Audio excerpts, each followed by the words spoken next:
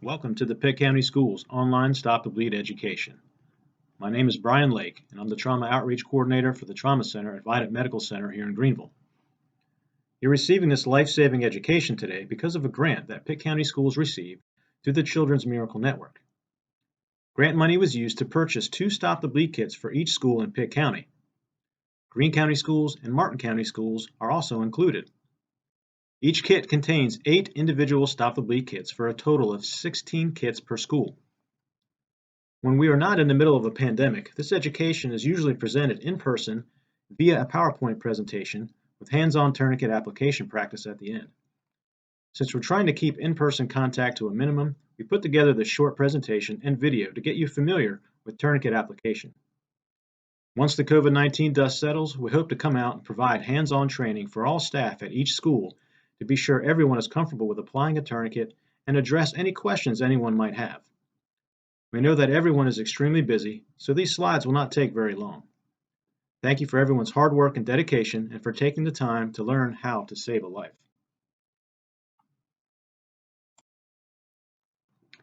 This Stop the Bleed education came about after the Sandy Hook school shooting several years ago.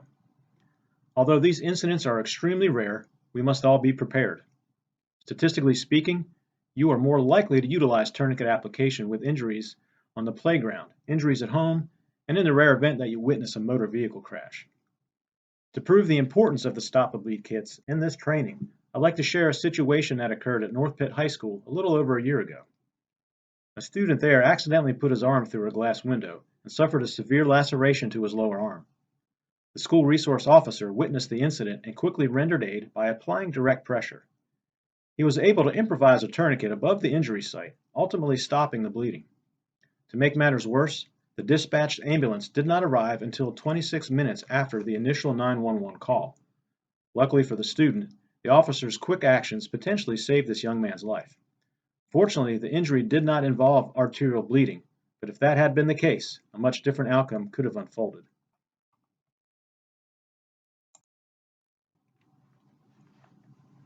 The number one cause of death in the trauma world is from uncontrolled hemorrhage. And as this slide states, it's also the most preventable cause of death. This is why this training is so important.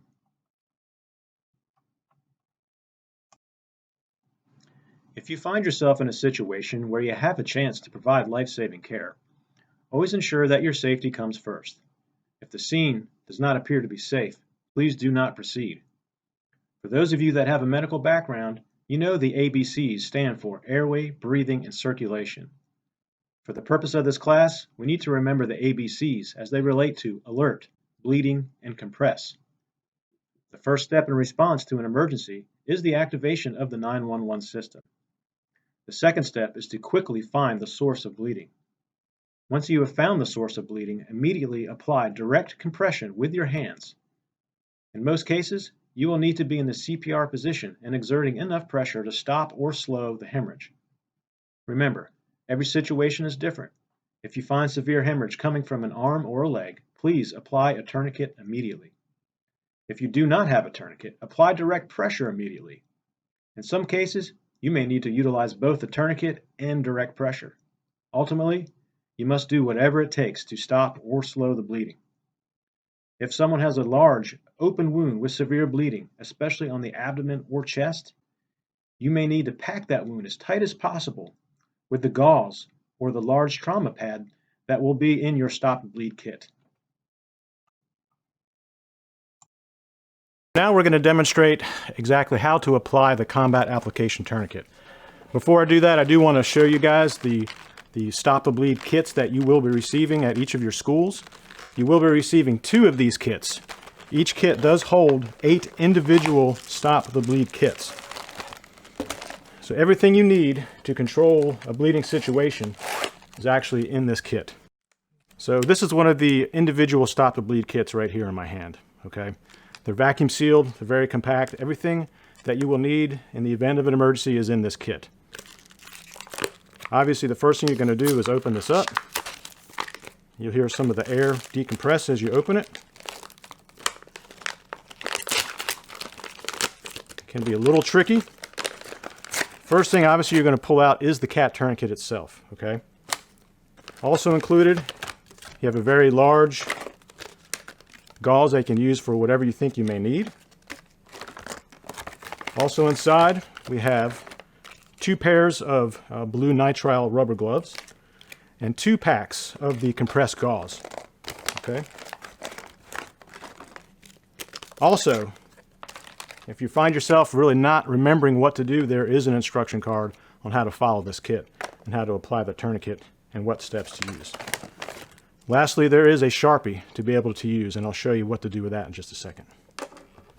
Okay, with me I have Erica Green. She is our Pediatric Trauma Program Manager, and she's allowed me to use her arm to show you guys exactly how to apply this cat tourniquet. Okay, it's pretty simple and straightforward. First thing, you open your kit as you saw earlier. Grab your orange combat application tourniquet. First thing you're going to do, open it up as much as you can at this point. Step number 2, you'll see a red tab that is velcroed together here on the tourniquet. So grab the red tab, open that up as far as you can. As you notice, you can slide this tourniquet to whatever size that you think you may need it. Now remember, this is only to be applied to an extremity, an arm or a leg. You can take this out of the buckle if you really need to and slide it that way, or you can leave it buckled and slide it over the arm that way. I recommend trying to leave this buckle just in just in case that you actually get a little nervous, and once you slide this around, this could easily get twisted. Okay, so whatever you're more comfortable with, that's how we'll do it. So we're going to assume that she has a fairly severe bleed just below her elbow. Significant bleed, so I'm going to go ahead and use the tourniquet in the kit. I'm going to slide it over her arm. Remember, 2 to 3 inches roughly above the wound. So as you can see, I can get this fairly tight with just my hands. There's no slack at all around the tourniquet. So get it as tight as you can with just your hands. Okay? So I'm going to bring this strap all the way around, and I'm going to bring it right up to these hard plastic wings. All right? Next step, grab the plastic rod. You're going to tighten this. You can turn it to the right, or you can turn it to the left. It's going to take 2 to 3 turns at a minimum in order to stop the bleed. Okay, so I already have this pretty tight, so we're going to assume that I have to turn this 2 or 3 times, and as I mentioned earlier in the video, you tighten this until the bleeding stops. Once the bleeding stopped, don't tighten it anymore. So if I tighten it and tighten it to the right, the bleeding's finally stopped. I'm going to lock it in, as you notice, to one of these plastic wings right here. So it's locked in, the bleeding stopped. Whatever I have left, you're going to kind of tuck it in. Doesn't have to be pretty. You can tuck it in there, wrap it around, whatever you have to do. The very last step is this white piece of Velcro. That's going to go over everything and Velcro to the opposite side. So as you notice, it has time written on this tourniquet right here.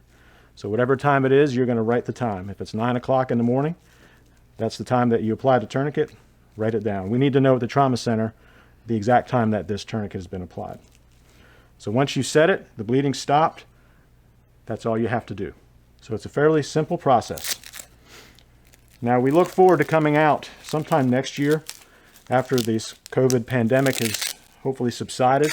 And we're actually going to do some hands-on training with you guys. It'll be quick, but it'll be really good training. We want to make sure everybody is very comfortable with applying this tourniquet in case you have to use it.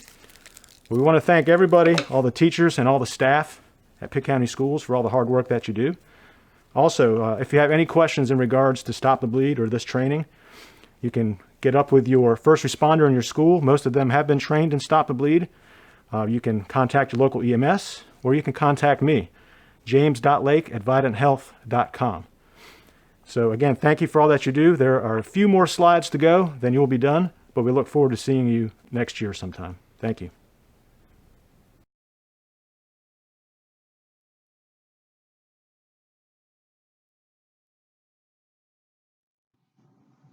Common mistakes that we sometimes see when applying a tourniquet include waiting too long to apply, or deciding not to utilize the tourniquet for fear of hurting the patient, or a fear of applying the tourniquet to a patient that may not need it.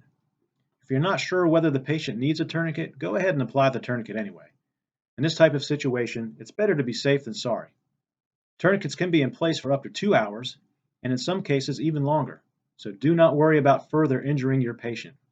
As always, if your patient is awake, please be sure to talk through the tourniquet application procedure with them and warn them that the tourniquet will be painful, but must be applied in order to save their life. Remember, once you apply a tourniquet, never take it off. The Stop the Bleed kits that you will be receiving include 2 sets of rubber gloves. If time permits, please don these gloves as soon as possible. In the event that you do not have gloves, and your hands or other parts of your body are exposed to blood or other body fluids, please wash that area thoroughly with warm water and soap. It's also a good idea to let EMS or other medical personnel know that you came into contact with blood or body fluid. Please know that it is very rare for anyone to become infected with an illness from blood exposure, but please continue to take as many precautions as necessary to mitigate this risk. Thank you again for taking the time to participate in this life-saving education. Just remember that the only thing more tragic than a death is a death that could have been prevented. If you have any questions or concerns, please feel free to contact me at james.lake@videnhealth.com. Many of the first responders in your school have already been trained in Stop the Bleed, so don't be afraid to reach out to them with any questions on how to apply a tourniquet. Again, we want to thank the teachers, school nurses, and all the staff for your hard work.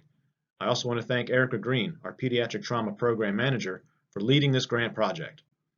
We look forward to coming out in the near future to provide the hands-on training and reinforce some of what we've learned from this presentation today. Please be safe and stay healthy.